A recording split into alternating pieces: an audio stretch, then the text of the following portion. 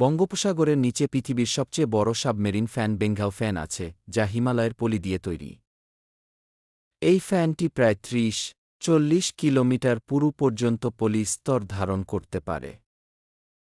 বাংলাদেশের উপকূল আসলে ধীরে ধীরে সমুদ্রে ভেসে থাকা ডেল্টা, প্রতিনিয়ত নতুন ভূমি তৈরি হচ্ছে।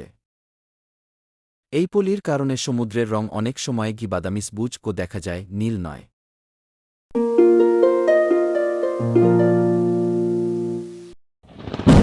১৯৭০ সালের ঘূর্ণিঝড়টি ইতিহাসের অন্যতম ভয়াবহ প্রাকৃতিক দুর্যোগ ছিল। এখানে ব্যারিয়ার লেয়ার নামে একটি পানির স্তর তৈরি হয়, যা গভীর পানির সাথে মিশতে বাধা দেয়। সমুদ্রের লবণাক্ততা মৌসুম ভেদে অর্ধেক পর্যন্ত কমে যেতে পারে, এটা খুবই বিরল ঘটনা। বঙ্গোপসাগরের উত্তর অংশ পৃথিবীর সবচেয়ে বেশি মিঠা পানির সামুদ্রিক অঞ্চলগুলোর একটি। গঙ্গা, ব্রহ্মপুত্র, মেঘনা নদী একসাথে বছরে প্রায় ১.৬ ট্রিলিয়ন ঘনমিটার পানি এই সাগরে ফেলে।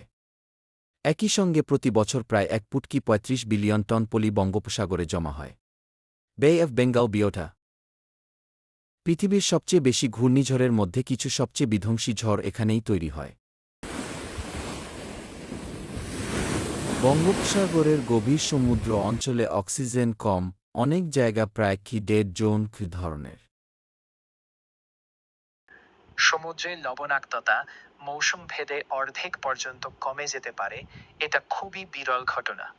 বঙ্গোপসাগরের পানির প্রবাহ মৌসুম অনুযায়ী ঘড়ির কাঁটার মতো দিক পরিবর্তন করে। এখানে সমুদ্রের নিচে বিশাল আকারের সাবমেরিন ক্যানিয়ন আছে, যেগুলো নদীর পুরনো পথ ছিল। সুন্দরবন বিশ্বের সবচেয়ে বড় ম্যানগ্রোভ বন, যা সরাসরি বঙ্গোপসাগরের প্রভাবেই টিকে আছে।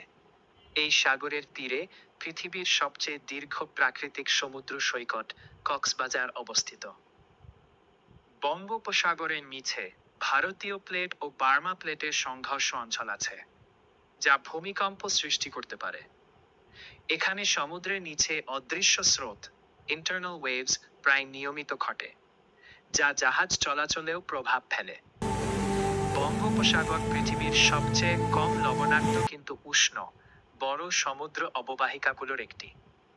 এই সাগরের কারণে বাংলাদেশকে প্রায়ই বলা হয় পলি দিয়ে তৈরি হওয়া চলমান দেশ, কারণ ভূমি সবসময় পরিবর্তন হয়েছে।